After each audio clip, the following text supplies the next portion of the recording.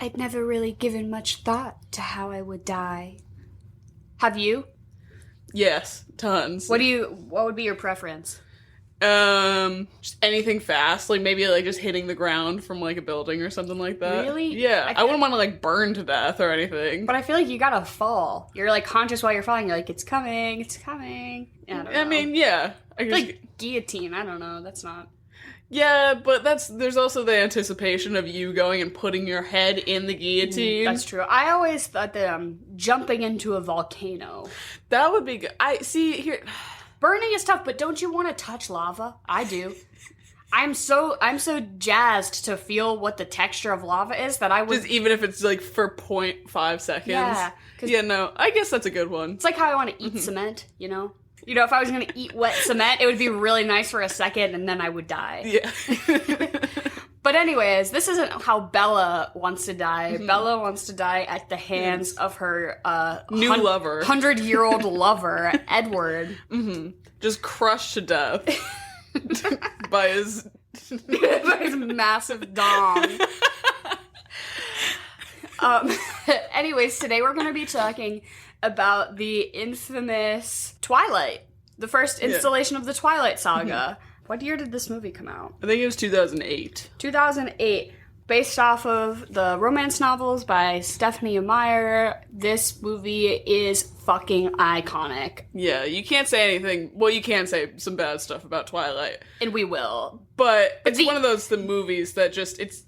Did you say timeless? It's pretty timeless. I would say that the iron grip that Twilight had on a generation is almost unlike anything we've ever seen. I mean, I think you can kind of maybe make the argument about Harry Potter with sort of like the fandom craze, but that was different, you know?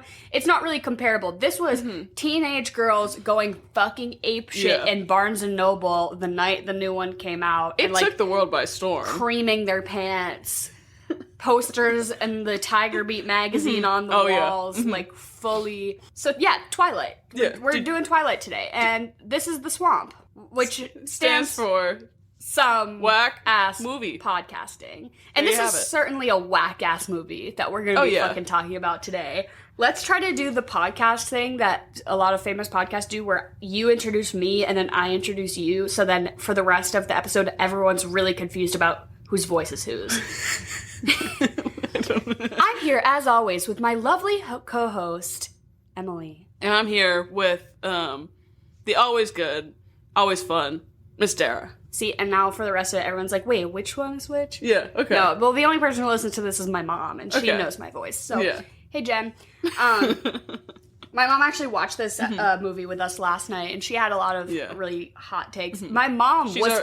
in on the Twilight craze. She loved all of the books. We went to all of the premieres. You read all the books as well? Oh, yeah, yeah. I It read was all like the books. Me, her, and then my cousin, who was like older than me, you know? So it was like we had three kind of age demographics, but we all were like really into it. And yeah, we definitely like, we went all to the premieres and shit, and we were like really into it. Who would you say was the bigger fan? You or your mom? Oh, totally Jen. Well, okay, I would say like deep in their hearts, it was my mom, but on the surface level, it was totally me. Well, it was more socially acceptable for like a 13-year-old girl to be like raving about Twilight. And like, I didn't even think I was above it. I was totally that kind of kid that I didn't want to like the thing that everyone else liked, but I totally was like balls to the wall obsessed with Twilight. I didn't even hide it. So this like local thing that happens every year in the town that I live in is there are all these Christmas trees that get raffled off, and like different organizations I remember that. Donate all these Christmas trees. So like one will be covered in Dunkin' Donuts gift cards, one will be covered in like stuffed, you know, and it's like a thing, it's like a charity thing.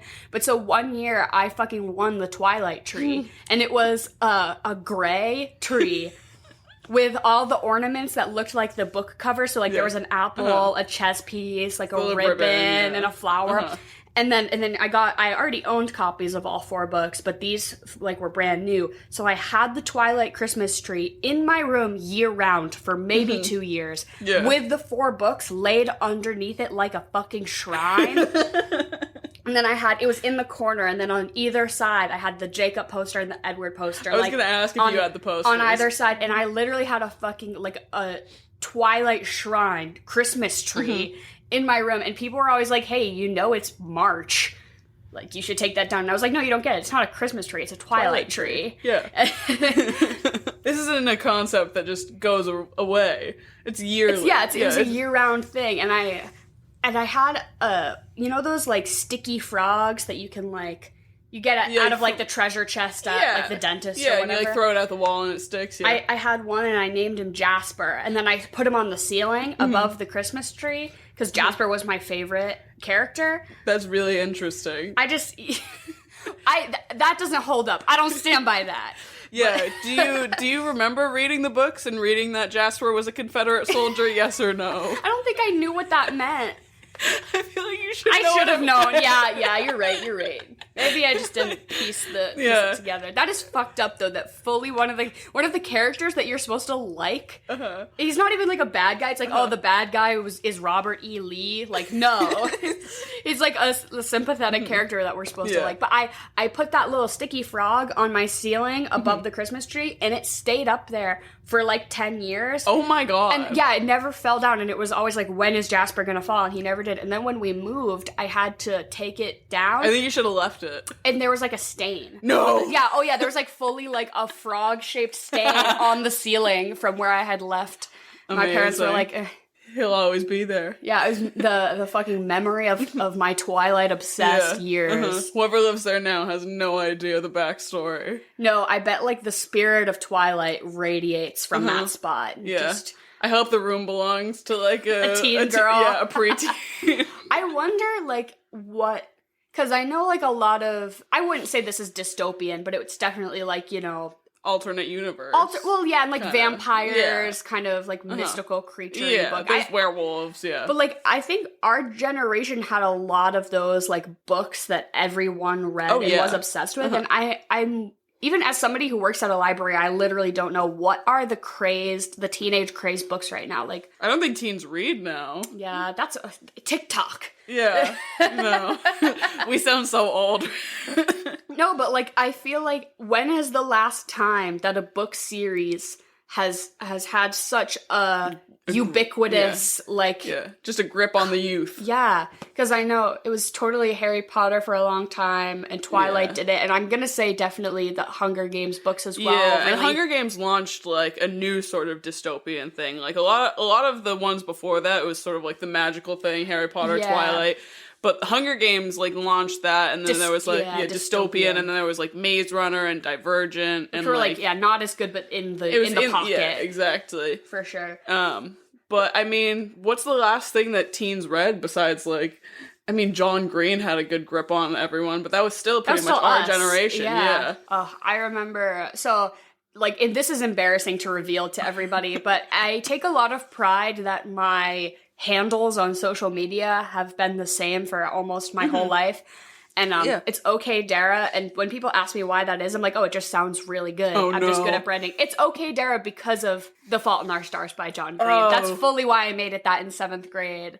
And that's so embarrassing. And I try to make up new reasons now. I'm like, oh yeah, like, I don't know. But yeah, it's because of that. And I hate that that's the origin story of It's a good handle still, though. I mean, as long as you... hide that fact. Yeah. As long as none of our 16 listeners put you on blast. I mean, they can. I deserve it, to be honest. I pretty recently read his brother. Hank Green. Hank Green writes too, and he writes kind of like more sci-fi books. Oh, I could totally see and that. They're pretty good. He's kind of got that same writing style, like very like light, easy to. It's easy to read. Yeah. They're not YA books, but they're pretty close to YA, I would say. Yeah. Anyways, that's not what we're talking about. What we're talking about is the Mormon religion. Oh my god, yeah, I saw this recently. Yeah, and I just Do you know about how it ties in? Because I don't know much about how it ties in. I know a little bit. Okay. So, from my understanding is that Stephenie Meyer, author of the Twilight books, also had a pretty, big influence on the movies. She worked pretty closely with the movies, because she wanted it to be a certain way, and everybody respected that. And the books did so well that they were like, okay, well, her opinions are clearly valid because it's working. But so she is a Mormon. Stephenie Meyer is a Mormon, and she wrote this book in mind as sort of an allegory for the Mormon struggle. the Mormon religion. Is this confirmed or is this? Well, yeah. Okay. Yeah, and so basically what it is that the Cullens are Mormonism. The Cullens are Mormons. Not explicitly in the book, but this is, the thematic overarching is that they are, and they're the Mormons, and that the Volturi are clearly Roman Catholics. Yeah. So the Mormons are being oppressed by this greater structure of religion that is under the iron grip of the Roman Catholics. Mm-hmm. And Bella is the Gentile non-believer who gets converted and learns the ways. She's so, innocent and she doesn't know anything, and they teach her the ways of their community, and she fully commits herself to it by the end. Yeah. And she's a convert, and the whole thing is a big Mormon allegory. I'm sure there are more nuances to it. I don't really know what role the Native Americans play. There's just the only thing I saw about it was someone made a TikTok talking about how she was like, why did they make Rosalie from Rochester? Because she's like this big, like, to-do woman in like the 1920s, like really quite fancy, like someone that would like, you would assume was living in Manhattan almost. It's because there's a lot of Mormons, right? It's because the plates, the gold plates that I forget who Joseph Smith found were in Rochester. Yeah. No idea. No idea. Literally a wild fucking ride if you're not like super familiar with the history of the Mormon religion. I don't know a ton about it, but I did see the Book of Mormon on Broadway. Yeah. I feel like I know enough. And that's all you need to know, basically, from a pretty offensive standpoint. Yeah.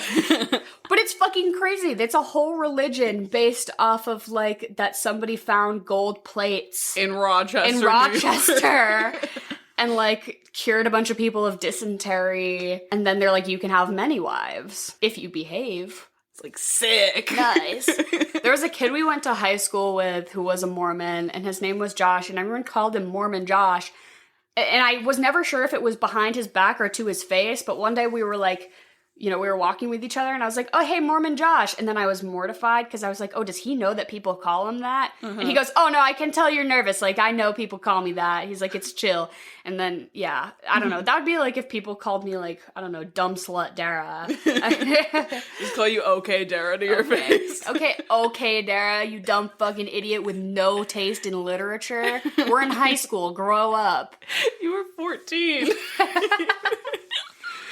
Did you have a favorite book, like, of those series? Was there ever one that, like, captured your life? Are we talking John Green, or are we talking Twilight? I mean, like, Twilight, Harry Potter, Hunger Games. Like, were you really obsessed with any of them? Yeah, I was very obsessed with the Hunger Games. I read that entire series, or what is it when it's in, like, threes? Trilogy. Trilogy, thank you. I read that entire trilogy, like, probably more than 5 times, like, just on repeat when I was 13 or 14 years old. I know. Do you ever think I really fucked with it. About how your teenage, or, like, your, like, young, like, preteen brain could, like, bang out an entire novel at, like, 2 a.m. on a Friday night, and, like, now I, like, struggle to... I mean, I read some, I read for pleasure, but not nearly at the speed that I did. Yeah. Oh my god, no. I've started a lot of books within the last 6 months, but I can never finish them.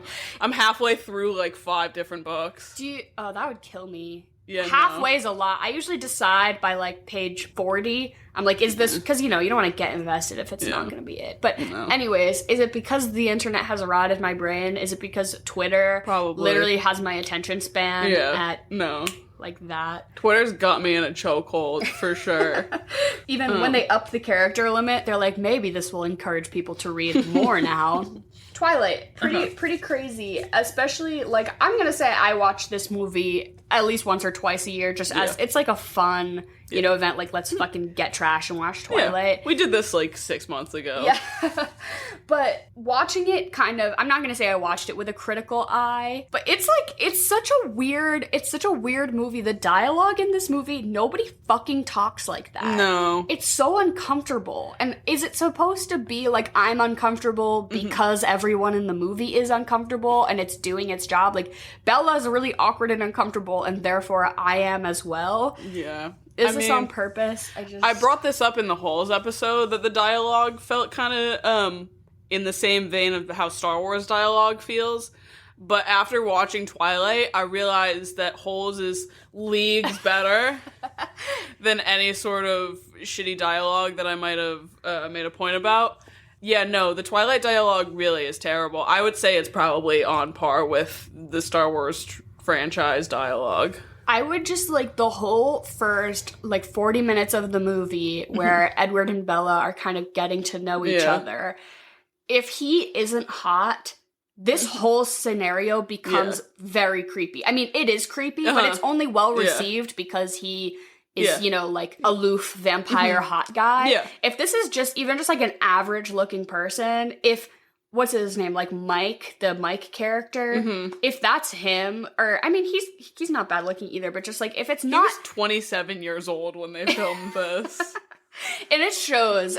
Even the Cullens, I'm like, why are you going to high school over and over? You fully pass as 30. Yeah, no idea. I would probably have one of my adopted vampire siblings just kill me at that point if my fake vampire dad was making me go to high school. Over and over and over. Like, another thing about the fact that they're in high school is that Edward is fully, like, 102 years old or something like that. And he's been around for 102 plus years. Yeah. And so, I just want to know why he chooses a 17-year-old girl to be like, this is it. She's the one. I'm in love. It is like a greater.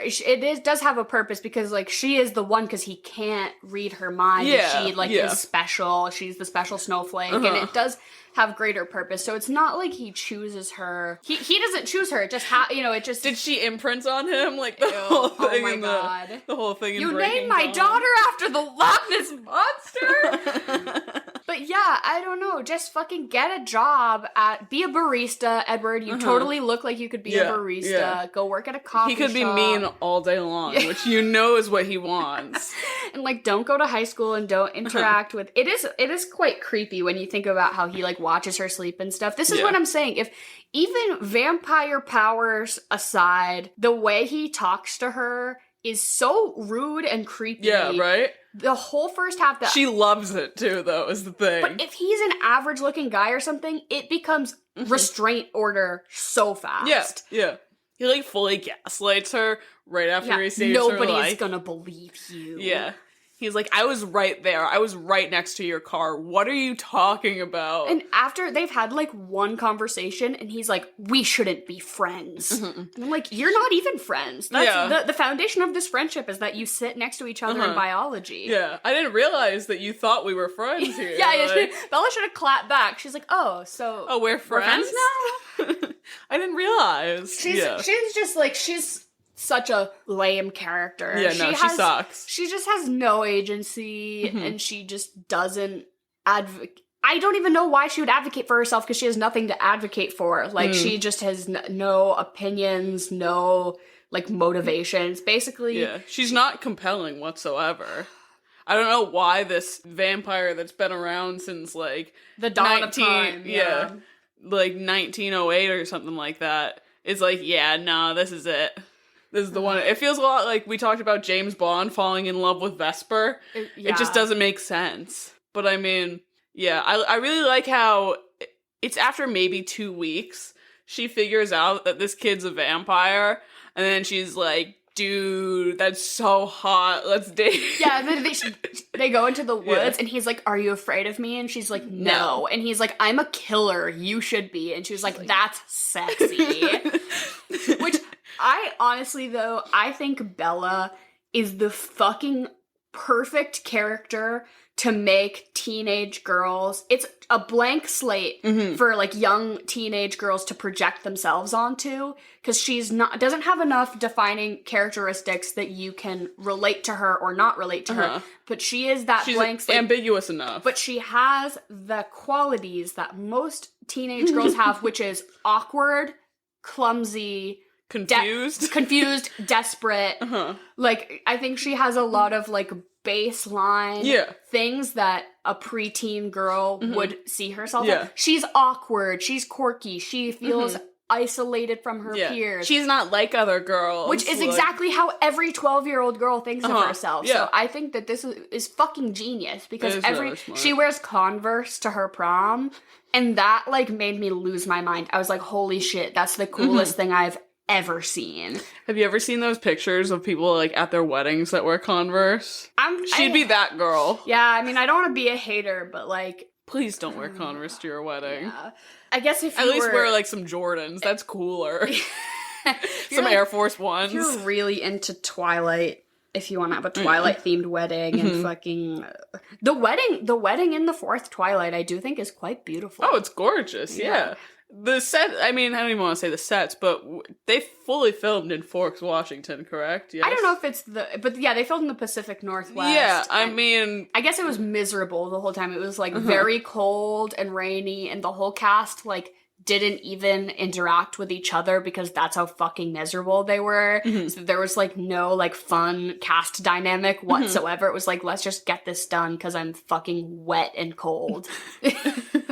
Like, I know Anna Kendrick was like, yeah, it was like being held hostage. She was like, it was like we were all hostages and we were just like doing what we had to do to, you know, get through the day.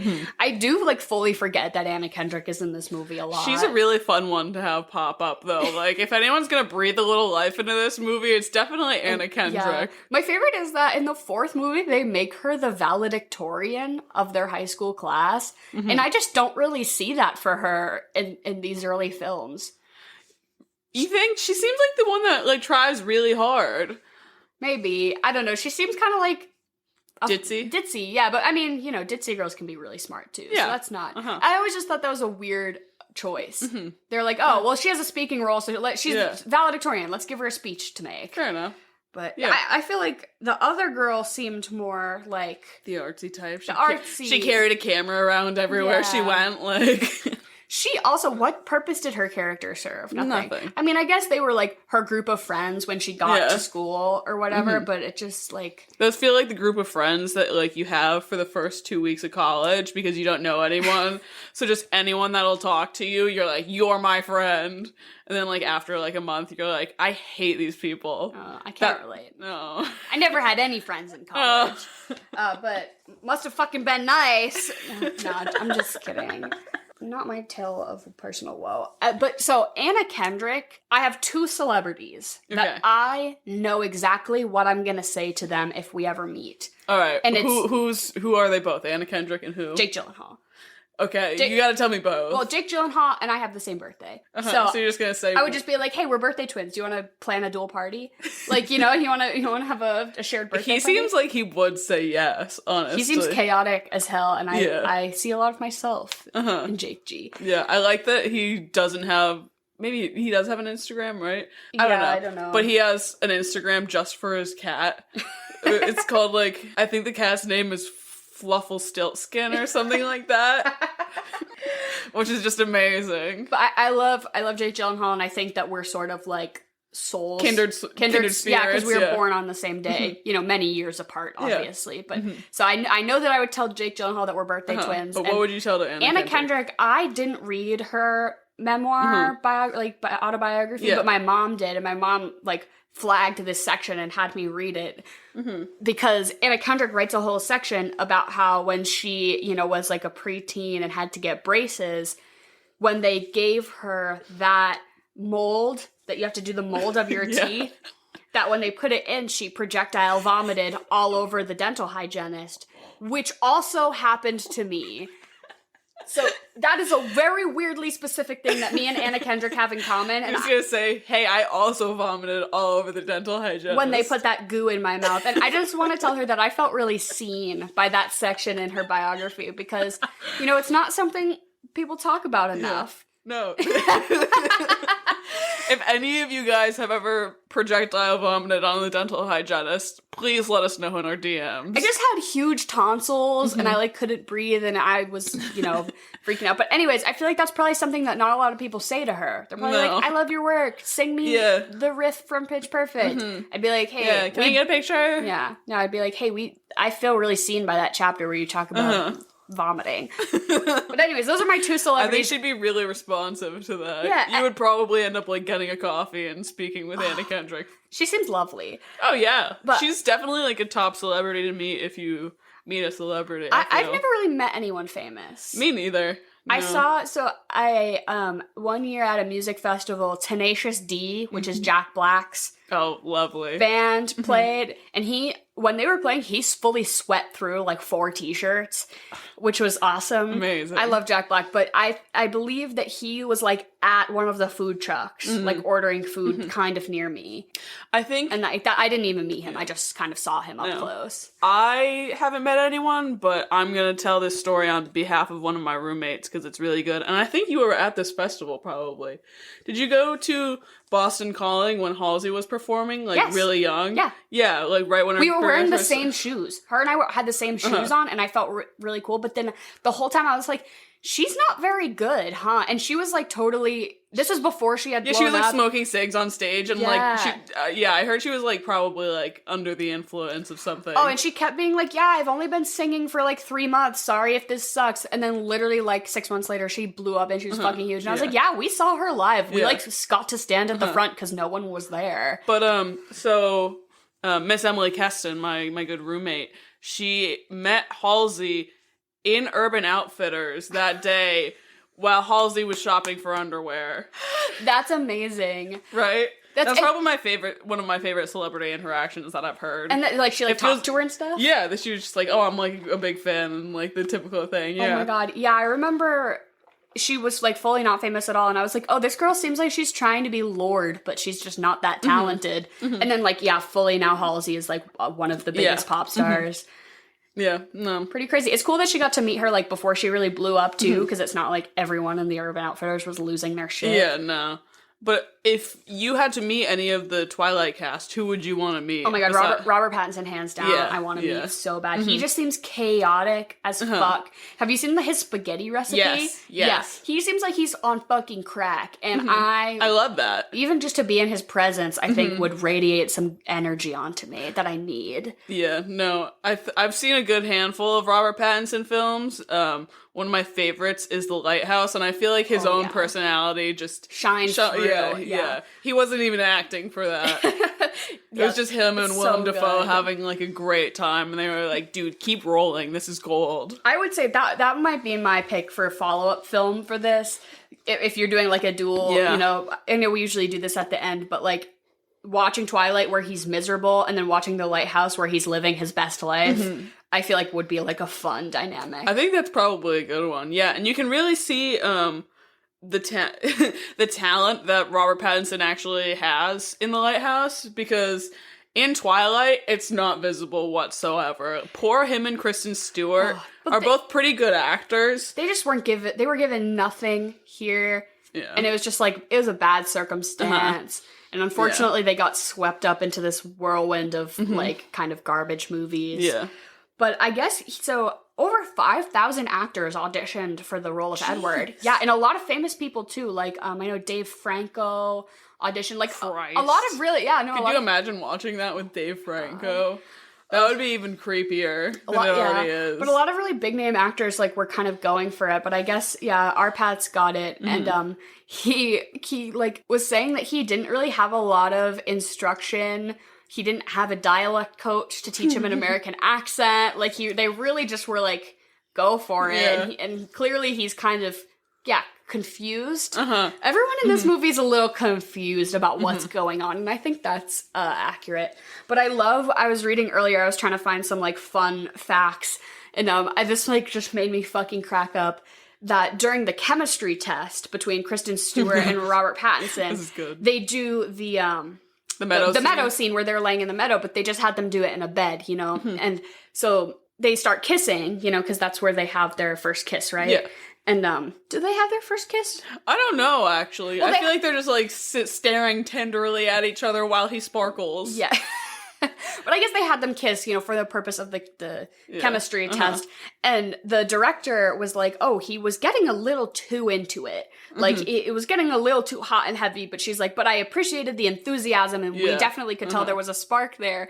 And then Robert Pattinson later reveals that he just took a bunch of Valium before that because he was so nervous for the audition that he just took a bunch of Valium, and that's why he was just, like, fucking popping off in this chemistry test. And I love that for him. That's so on brand. That's the R-Pats that I want.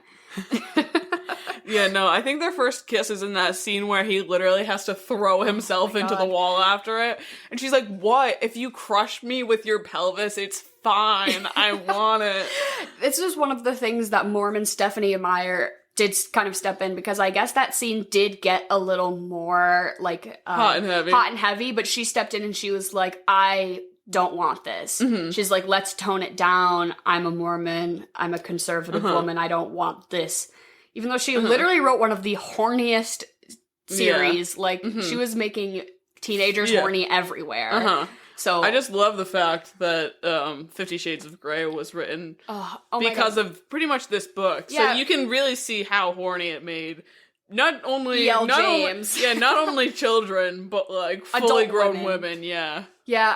Twilight fanfiction certainly, like, sparked a whole new genre within the fanfiction community, for sure. It really had a big impact, much like, a lot of other big fandoms like Harry Potter did. But one of so I read a lot of Twilight fanfiction growing up. I was really into, whatever book series I was into. Yeah, you'd read fanfiction. I would read and write a lot of fanfiction about it. But so one of my favorites, I don't remember the title because I read it so long ago, but it was one of my favorite Twilight fanfictions, and I always thought it was lame that they made 50 Shades of Grey into a movie and not this one. Okay. Because the plot was that Edward is a stripper.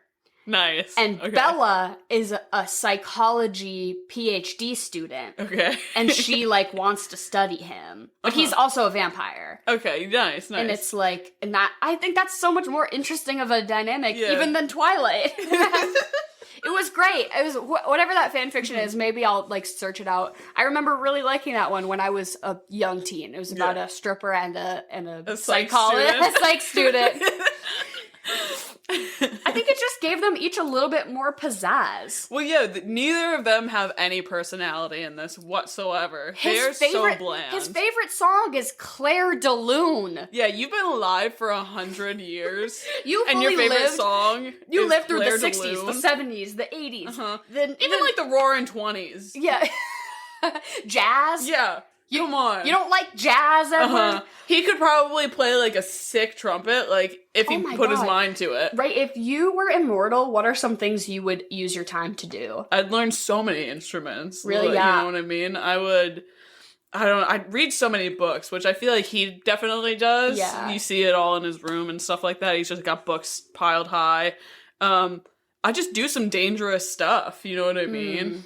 But also, like, the thrill of it is probably taken away because you are immortal. Yeah. I for sure would, like, get really good at trivia and try to win, like, Jeopardy or something. Yeah. You could be, like, hella good at Jeopardy. Or even just, like, pub trivia. Like, you show up to whatever, like, your local bar trivia, and you fucking crush everyone else is in teams, and you're just a single person. You're like, no, it's just me on the team, and you crush it. I don't know why I would want that weird flex. Like, that is not... No, it's a good flex.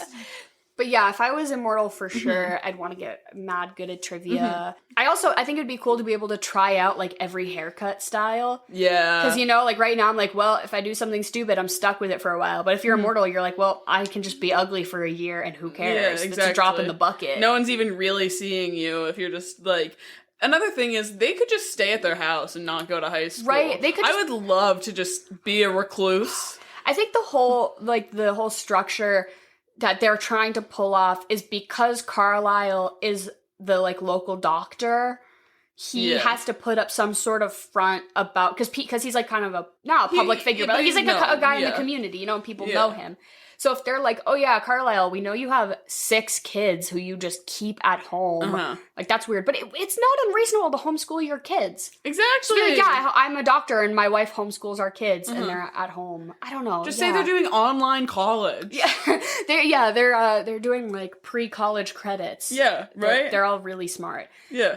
And it's not even like they want them to be social because they encourage them not to be. They're like, yeah, don't talk to the humans because they're sketchy. So yeah, they totally should just stay at home. Fucking. What do you think the conversation was like when Edward showed up and he's like, okay, I've got a human girlfriend and she knows we're all vampires? Rosalie. She'd be furious. Yeah, Rosalie is pissed the whole movie. She probably threw hands, I would think. Rosalie's pretty valid. She's kind of pissed the whole movie, but like, I feel that. Mm-hmm. She's like, you're putting us all in danger for this girl you've known for 2 weeks, you fucking idiot. And everyone's like, Rosalie, you're so mean. Yeah. He's in love. It's like, shut the fuck up. Just pair off. Have Carlisle save another person's life, turn him into a vampire, and just pair up. Like, you know what I mean? That's what they've done the entire time. Which, like, also, the pairings just don't feel, like... organic. Or, like, it should happen. Like, I like Rosalie, who is just, like, mad and, like, this... with a himbo? No, that's perfect. But, I mean, Alice, who feels like the most progressive vampire in the family, is dating this... ex-Confederate soldier who definitely has like PTSD and like it also, there's definitely a lot of inconsistencies here because in the scene where Bella gets really hurt and her leg is broken and she's kind of spewing blood everywhere, Jasper's fully there and he's fine. And then in movie 2 she gets a paper cut and Jasper loses his mind. So explain to me that. There's also the fact that Edward is like the oldest vampire in the family or something like that. And he got turned in like, when was the Spanish flu? Like the early 1900s? Yeah, like 1904 or whatever. Yeah. And Jasper is an ex-Confederate soldier who's the newest vampire, which fully happened way years before that. Maybe just doesn't make sense. Yeah, that is true. Because you can't say he would be like 50 years old. He looks like he's in a 20-something, 30-year-old body. Was he a vampire already and then they like just took converted him into the family or something? Maybe. I would have to look into it. Honestly, it's been a while since I read the books. Yeah, my mom, so I reread Holes for our last episode because it's, it was a really quick read. But my mom, I was telling her that we were going to do Twilight and she goes, "Oh, well, you have to read the new one, The Midnight Sun, that's from Edward's perspective." Oh my god, yeah. She was like, you should read that one for your Twilight episode. And I was like, no. Like, really great point, but I'm not doing that. I work at a library and I have a lot of like connection and solidarity with the like 20-something-year-old, coworker. No, like patrons that come in to check out the new when we got the new Twilight book. Nice. Like when they come in and they're like kind of embarrassed and they're like, "Hey, like do you have the new Twilight book?" And I'm like, "Yes, I know exactly where it is, and I see you, I hear you, I feel you. You are valid." And like I stand with you. And like, like moms who are reading Twilight. Somebody was like, "Yeah, do you have the third Twilight book? I'm kind of late to the craze." And I'm like, "Yeah, like a full decade late to the craze." But it's never too late. It's never too late to get into some Twilight shit.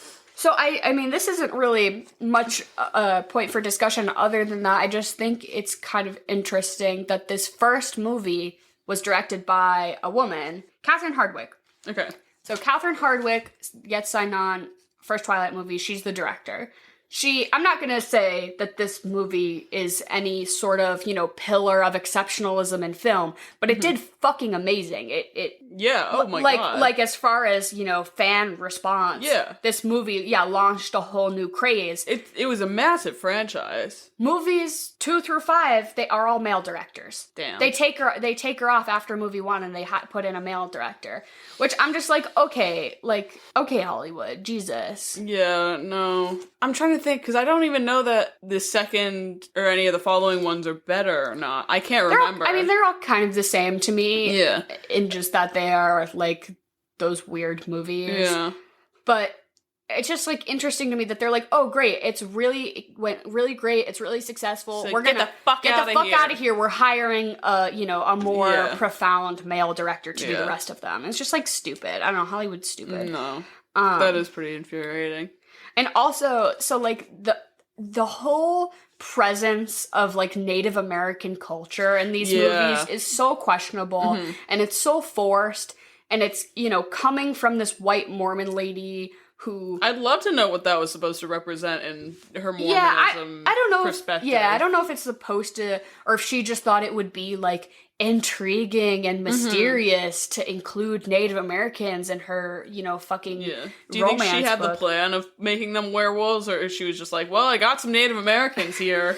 I think she probably did. Yeah. I think it was probably planned. But it's just, like, weird, and especially fucking Taylor Lautner is white. Yeah. He's, like, like, maybe Italian passing. Like, he's, like, an Italian that can maybe pass they as, just like... threw him into a wig, and they're like, he's Native American. You can't see that? Which, not only is that not cool, but, like, none of the Native American characters are played by Native American people. In movie 1, Jen brought up... Jen, our intern. Yeah, Jen wanted to, like, be the credited person who gives us background info and fun facts, and she totally has for the past few episodes. She's like, I read 9 articles about, this, and here are your facts. So definitely big shout out to my mom. She's great. I think we're going to have her on for a couple episodes next month for, like, award season, because her and I we get into that a lot. But, so she was telling us that I guess they used a lot of Native American actors to be kind of Jacob's, like, posse, entourage, whatever. You know, they don't have a lot of speaking roles. There was, like, one scene with them in it, I think. They said, like, the Cullens don't come here. Yeah. Yeah, they just are kind of around, I guess, but I guess they used actual Native American people. And then as soon as movie 2, when after everything took off. Yeah, well, but in movie 2, it becomes so much more relevant. They have so much more of a storyline because it's about the werewolves and Jacob's kind of experience. They recast all of them again as, like, native passing white people, essentially. I think there's some Hawaiian individuals in the mix, and it's just it's just so cringe. The whole, like, the white vampires versus the Native American local people is just such a, like, cringy dynamic that I just don't even know how to start to get into that. Yeah, no, it's certainly questionable, to say the least. But so we did kind of dive a little bit into a recast situation where last night we were talking about, in today, present day, if they were going to do a Twilight reboot, who should we cast? And we kind of did, like, 1-to-1 cast. We kind of used this as a basis of what to, we picked, like, similar. If they were trying to do a sort of an accurate retelling of, the first Twilight movie, what we would do. But so we did pick an actual Native American actor to be Jacob, which would be pretty cool, In 2021, let's not fucking tell... His whole story is so much about his culture and, like, his relationship with, his past and his ancestors. I don't want to say his tribe, but that's what they call it. Like, and then it's just so unfortunate that they kind of pushed all of that onto a bunch of white people. It's so cringy. Yeah. But anyways, Forrest Goodluck? He was in the Miseducation of Cameron Post. I think he was also in The Revenant too. He's a good actor, and he is definitely good looking guy, and he's in the age range. So he was our Jacob recast. Should we just go through the list? Yeah. I think we could also, we'll post some of these as, like, side-by-side pictures on our social media. Yeah, let us know what you think. Yeah, and if you have any, I also, like, a funny recasting would also be in the works for me, for sure. Yeah. Like, just make Bella Swan's dad Hannibal Buress. Like, that would be hilarious. Yeah. I think you would do an outstanding job. Like, a funny cast as always, but so we went for kind of more the serious route, and kind of, a 1-to-1. Yeah. So right off the bat, what kind of triggered us to start doing this recast was I was thinking that a modern day Bella, Diane Silvers, she's in really Ma, good. and she was in Booksmart. I love that she was in Ma. But she's definitely very up and coming, I feel. Yeah, and she's got the pretty moody vibe. Yeah, I feel like she totally has the face, like the big eyes, and like she could totally bite her lip and be kind of gangly and awkward, but also like really pretty. She totally has the Bella Swan vibe. If she, if any of these people were willing to do a cringe movie. Yeah, exactly. And for Edward, we had 2 options. We went with Jacob Elordi, from Euphoria. Yeah, and he's proven in that show that he can be a piece of shit. Yeah. Just like Edward. And he can fucking act, Yeah, too. oh, he's fantastic. And I think he's like 6'5", too. Yeah, we need a very tall Edward for this one. Yeah, I feel like that would kind of add... And also, Diane Silvers is really tall. She's pretty tall, too, so you got the, tall dynamic. Who was your second option, though?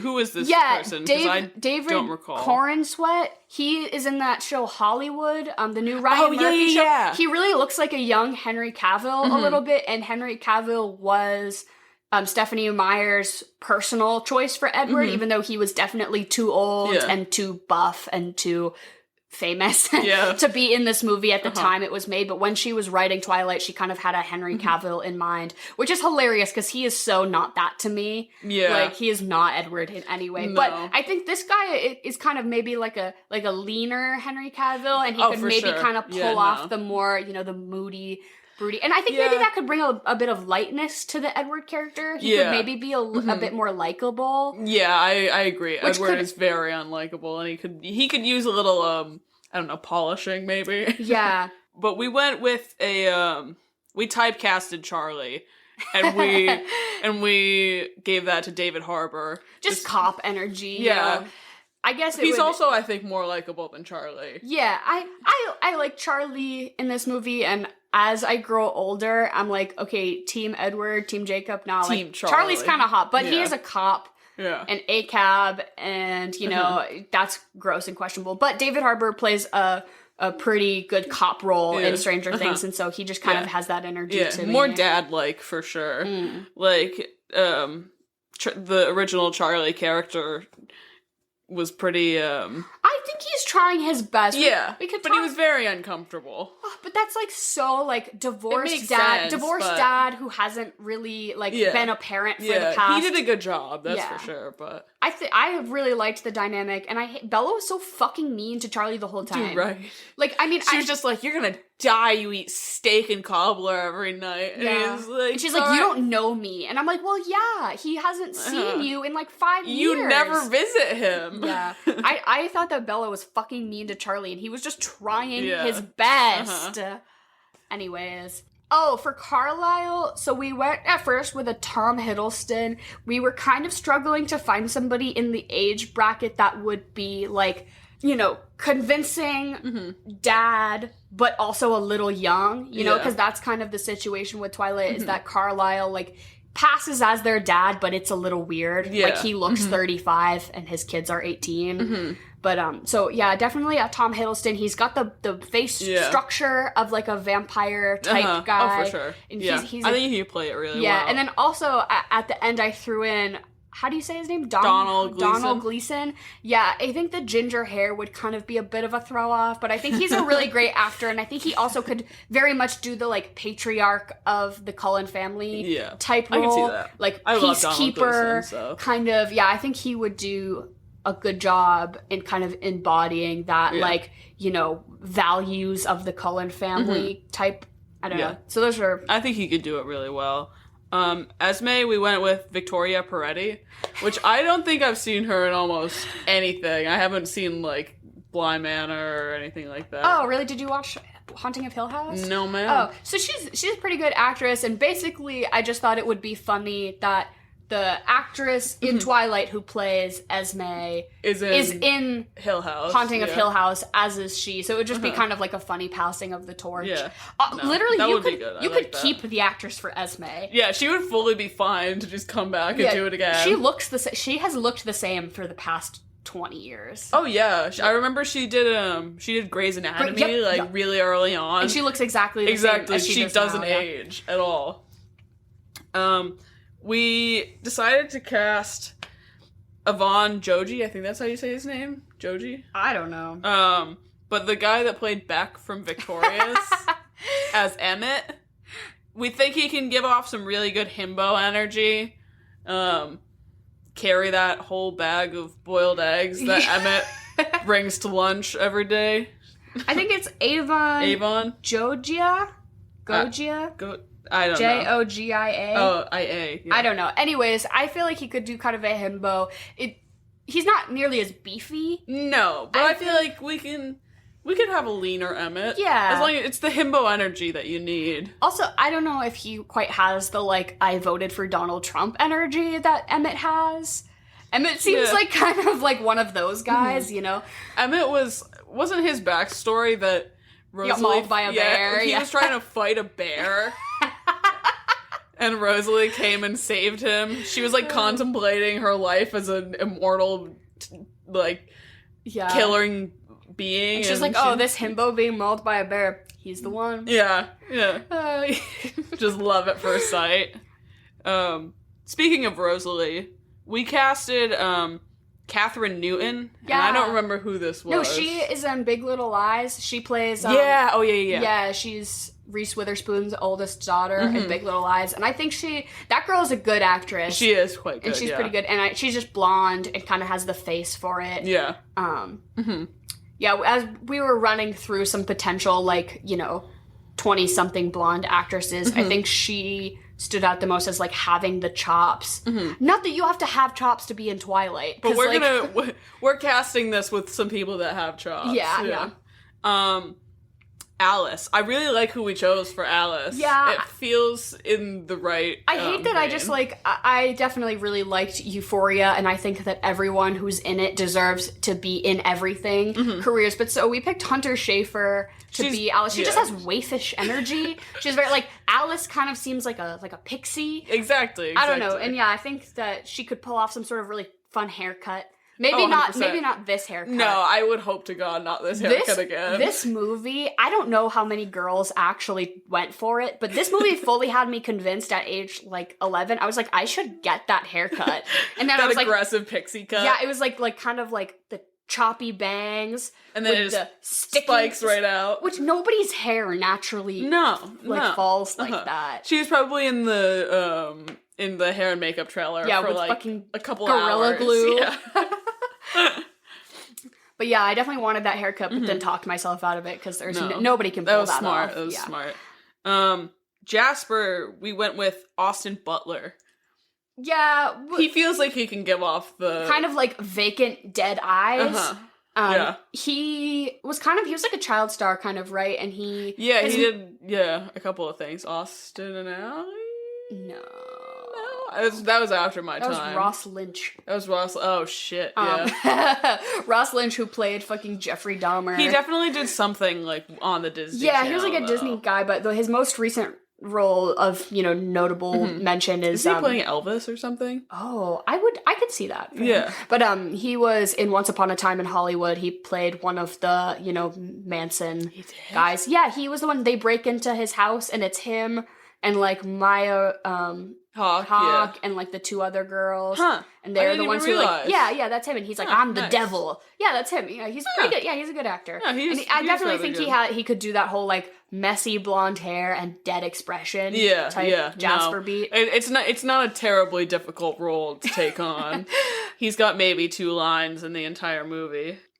Oh, for Laurent, for Laurent, who is the one black person in this whole movie who has speaking role, basically, I wanted Winston Duke, who he is he's in Black Panther and he was in Us, and I don't know, I just like him and I think he's great, and I mean I think more people of color should probably be in this movie overall, but.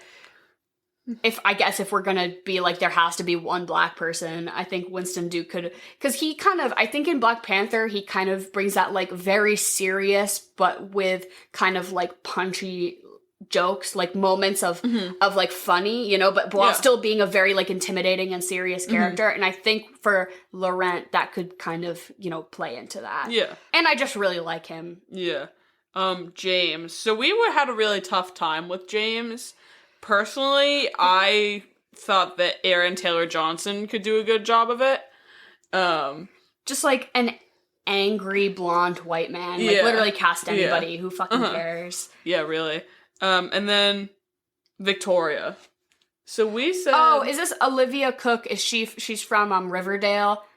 No, Olivia Cooke is, she was in Sound of Metal. Oh, who's the girl from Riverdale that we... No I don't idea. know, the girl with red hair from Riverdale at first was like, okay, who just looks like Bryce Dallas Howard? Yeah. And we just... But no, so yeah, Olivia Cooke, she was in Me, Earl, and the Dying Girl, and she was in Ready Player One. Mm-hmm. And most recently... She's fantastic. Yeah, and most recently she was in The Sound of Metal, where she kind of, she like had kind of frizzy red hair and no eyebrows, and she definitely... I loved the look for her. Yeah, she had kind of like chaotic energy, and I think she could definitely play like a sexy, cool, scary vampire girl. Yeah, 100%. She'd do that very well. But yeah, that's as far as we went to cast. I think we could get Anna Kendrick back on. I think this cast... No, Anna Kendrick should play Bella's mom. Oh my god. That would be great. That would be a good Is she old enough for that now? I don't know. We'd have to maybe age her up a little bit. Let me see how old Anna Kendrick is. I have a comment about Bella's mom. So Bella's mom divorces... She's 35. Oh, yeah, she could do it then. Yeah. So Bella's mom divorces Charlie, who's a bad cop. move. Yeah, so she divorces... Well... He's a cop. I don't know the dynamics of their relationship, but so she divorces him and he's a cop, and then she goes and marries a minor league baseball player, which is arguably the only profession worse than a cop. Like, yeah. If somebody tells me, like, oh yeah, I broke up with my cop boyfriend, I'm like, hell yeah, but they're like, but now I'm dating a minor league baseball player. Like, how did you downgrade? How did you downgrade from cop? You really have to work for that one if you're gonna downgrade like that. So... Fuck, marry, kill? Fuck, marry, kill. So, like, how do you account the vampires in this situation? They're over 100 years old. They're old enough. They are not minors. But if he got turned when he was 17... and he's eternally 17, are we counting him as underage? He's technically a high school student. I'm not. I know, He's got the body of a 17-year-old, but it's not like... But we were kind of discussing, like, do you think that his mental development stops at the moment he becomes a vampire? You know what I mean? Like, your brain... I mean, he is a fucking idiot. Yeah. But, like, your brain doesn't stop, developing until you're 25 or so. Yeah. He gets changed when he's 17, and obviously he gets life experiences by living hundreds of years, but does his actual brain chemistry stay...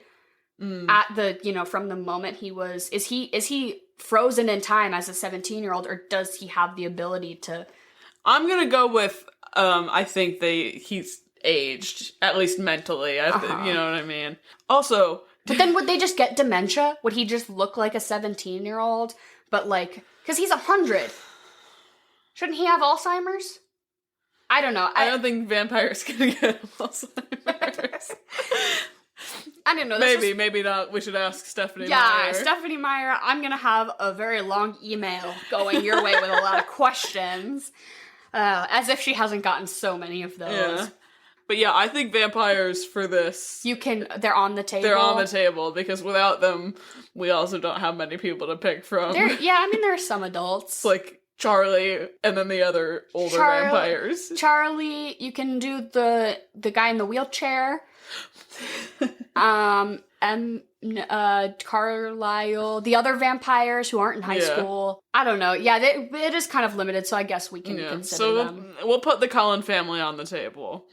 Any of the actual high schoolers are not on the table for obvious reasons. So what about, out of the three younger vampire boys of the Cullen family, so you got to pick between Jasper, Emmett, and Edward.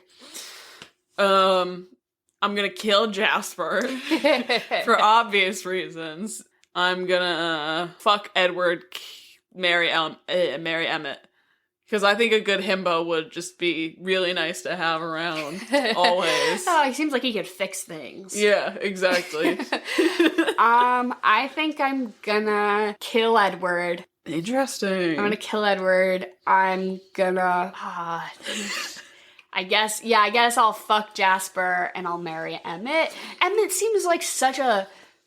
Dependable. He seems dependable to me. Really? He gives me, like, conservative dad vibes. I feel like he was one of those people that, like, didn't pay attention to politics, but he just kind of went along with, like, what his parents said, but, like, once he got educated, he's like, wait.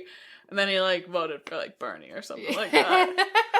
You know what I mean? He, like, had a liberal girlfriend, too. Yeah, exactly. Okay. I just know that there's that TikTok that's, like, who out of the Twilight, family voted for Trump. And it was like, or like who did each of them vote for or whatever. And it was like, yeah, Alice voted for Jill Stein, obviously. But yeah, I guess I'll stick by that. And so then reversely, what about the girls? Women? So you have Alice, Rosalie, and I guess let's add an Esme.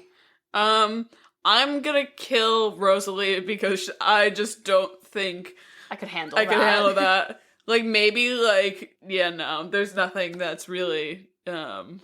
Compelling. Yeah. I'm gonna... See, Alice and Esme are really difficult because they both seem like just really nice ladies. Yeah. I think I would probably marry Esme and then fuck Alice because I just don't think that I could surround myself with the pixie energy all the time. I think that I'd want to be able to, but I don't think I actually could. Yeah, I don't have the patience for that. Yeah. Of her, like, her soft voice and her, like, she's, like, always doing ballet moves. Yeah, yeah, no. I think I agree with you there. Esme seems like a good wife. Yeah. I love when they're making Italian food for Bella, and they're like, how do you know she likes Italian? She's like, well, her name's Bella. Yeah. That's so good. No, she seems like a thoughtful one, which I like. And so out of all the vampires now. Out of all the vampires in the whole movie, or just the Cullen family? In the whole movie. Or maybe, I guess, all the adults. Who would you? So Charlie and the other, his friend. I don't know. His friend that's in like the only other person. Jacob's dad. Yeah. I think I'm gonna marry Carlisle. Is that weird? No. I guess I'll marry Carlisle because he seems really cool and fun. And he's a doctor, and I always think it would be nice to have one of those around because I like self-diagnose a lot. So having somebody who can either confirm or deny my medical suspicions, I think would be kind of maybe not healthy for me, actually, but who's to say? And so I'm going to marry Carlisle. I think I'm going to kill Bella's mom's boyfriend. Does he even get 1 minute of screen time on this? You just see him in the batting cage. Yeah. And I'm going to fuck the waitress at the diner. She seems really nice. She seemed like she'd be a good time. Like I'd make her breakfast after. She can make me breakfast after. Okay. She'll bring me a cup That's of a coffee. good and informed choice. Yeah. Let me think. I think I would probably... Honestly, I think Esme is the most compelling person to marry. I'd probably marry Esme. I would fuck Victoria. She a freak. Yeah. And who would I kill? Bella. Yeah, no, honestly, I'd kill Bella. I don't know. Maybe Edward, just because he causes so many issues. Just take him out of the equation. He's fine. He's already miserable anyways. Right. And so, growing up when this was at its like peak popularity, were you team Edward or Jacob? And does that stand today? It doesn't stand today, because Jacob's really creepy, and I see that. You think Jacob is creepier than Edward? He's like so weirdly protective. It's because he's a wolf. It's in his I don't DNA. know. Like, Edward's really creepy in this movie. He's not much better in the other movies, but like, I don't know. I've always been Team Jacob, and I stay Team Jacob. That's bold. And not a lot of people do. I feel like a lot of people have been converted, like myself. Growing up... He's well-intentioned. He's just does it in a very poor way. Well, just like in movie 2, he's really there for her as a friend. That's when true. She gets abandoned, and like... I don't know. I like movie 2 a lot I think book 2 was probably one of my favorites because it was pretty Jacob heavy and he was my fave. But I think when I was younger, I didn't really see the appeal of Robert Pattinson. I never really thought he was super attractive, but he's not hot in these movies. No, because it's like they have him in guy liner and they like have his hair gelled up and he's like kind of uncomfortable and like dresses like a banker. Yeah. And I don't like it. And I think as I've grown older, I now would say I'm more attracted to Robert Pattinson than I am Taylor Lautner for sure, but that's only because I've seen The Lighthouse. Yeah. I just know the truth now. I've been exposed.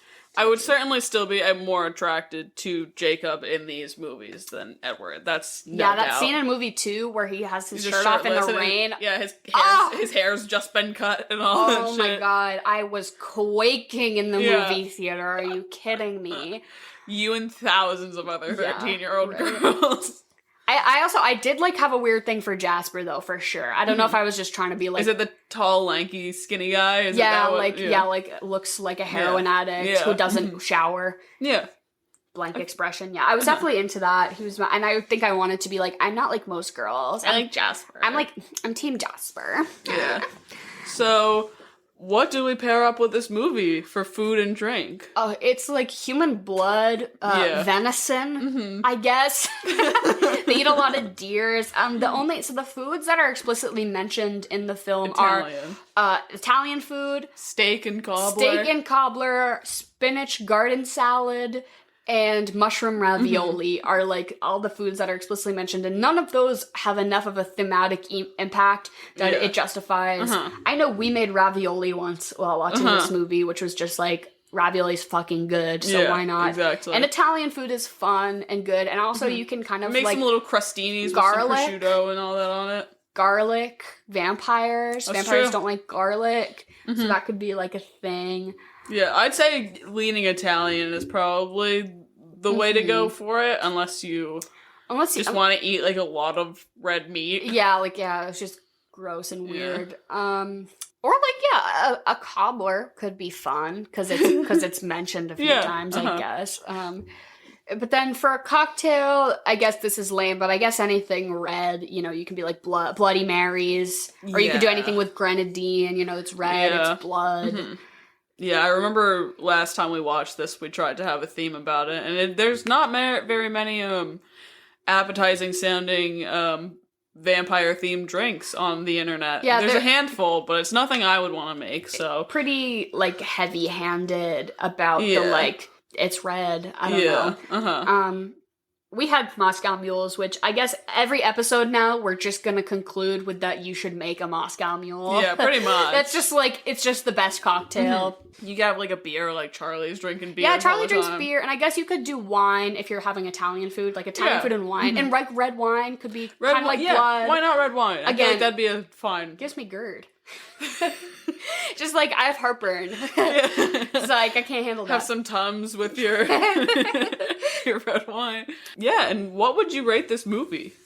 I have so much fun watching this movie because I can say the lines as they're happening with the same inflection, which is a fun and annoying thing that I love to do. And it's I would watch this movie almost at any time. It doesn't get old to me. If somebody's like, yeah, let's fuck around and watch Twilight, I'm like, hell yes. It's such a good time. But it's not a good movie. No, it's not. It's a fun time, but it's not a good film. And I think experience-wise, I always have an 8 or a 9, a fun time watching it. But objectively, the movie is a 3.5. Yeah. Maybe a 3 or a 4. I'd give it a 4.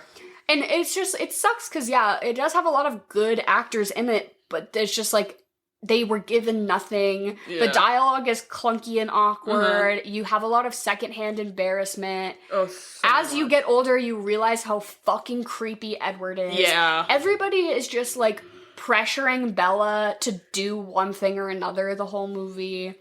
I was reading this thing pretty recently about love triangles. Interesting. And how... In order for it really to be a love triangle, it has to go 3 ways.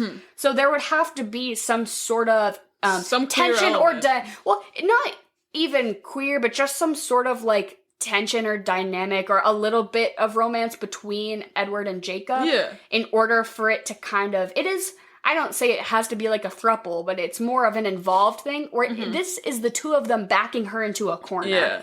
And saying choose. Yeah. It's not a love triangle. It's a V. It's the two of them being it's one or the other. Which if this movie was just a little more gay, I think it would have really been better. Yeah, certainly could have added. I don't know how the Mormons feel about gay people, but I'm going to go out on a limb and say Stephenie Meyer was not willing to make this a piece of queer cinema. No, I don't think so. I also would not. The queerest character in this is definitely Alice, and yeah, right. That's just kind of inferred. Yeah. Also, this is not a feminist text. No. And then, I don't know, what would you pair it up with? I think The Lighthouse would be fun. I love, just keep going. Watch the second Twilight movie, watch the third Twilight movie, watch all of them, have a night. I think I binge all the Twilights at least once a year, like in order. You could do another vampire movie and maybe go with, what's the name of it? What We Do in the Shadows, or something like that. Yeah, that could be fun. Yeah, definitely another vampire a lot more movie. A far more fun vampire movie, that's for sure. Yeah, are there any other good vampire movies? I'm trying to, maybe not. Like, Abraham Lincoln Vampire Hunter, definitely not. Yeah, no.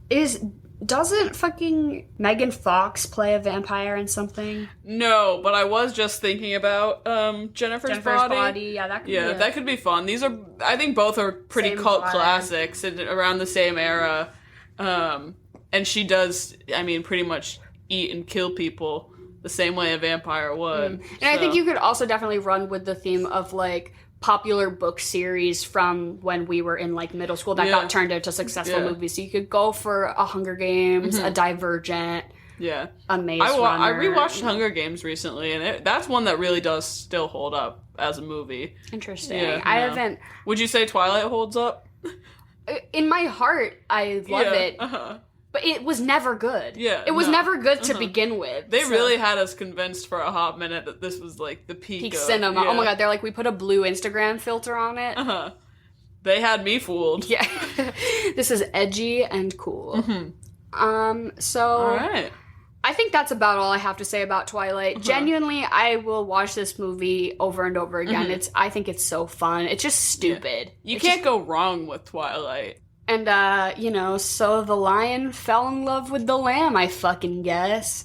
I guess just find somebody who makes you fear for your life. Yeah, that's the theme of this movie. Takeaway. Join the Mormon religion and get into an unhealthy relationship. Yeah. So signing off, this is The Swamp. Feel free to follow us on Instagram, Twitter. We're at The Swamp Pod. We're also at Gmail if you want to shoot us an email, theswamppod at Gmail. Yeah. And we're also on Apple Podcasts if you want to give us a 5-star review, write something nice about us. That would really help. Follow us on Spotify. Yep. Just, anything. And also... Our DMs are always open. Send us your movie suggestions. Yeah, let us know what you think about Twilight. Who do you think should be recast? What team were you on? Edward or Jacob? Or maybe Jasper, if you were edgy and cool and different. I'm Team Charlie now. It just, like... I hate to be, like, so anti-cop, but, like, I just can't get over the fact that he's the chief of police. Yeah, that's true. All right. ACAB, motherfuckers. We out.